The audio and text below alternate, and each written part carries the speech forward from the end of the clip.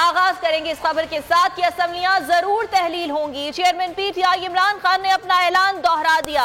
Council of Pakistan newspaper editors के वक्त से मुलाकात में कहा, असेंबलियों की तहलील से मालूम हो सकेगा कि आइन की राह में कौन रुकावट है।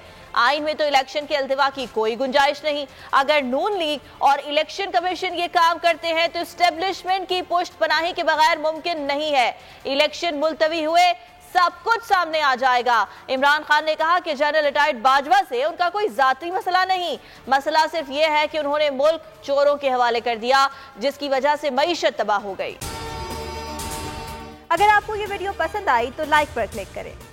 हकीकी आजादी की जंग में बोल भी कप्तान के हमकदम। इलेक्शन कराओ मुल्क बचाओ की लाइव ट्रांसमिशन, दिखाई लम्हा ब लम्हा सूरत हाल। रील और रेटिंग में भी बोल न्यूज रहा नंबर 1। सब्सक्राइब करें और बेल दबाएं ताकि कोई खबर रह न जाए।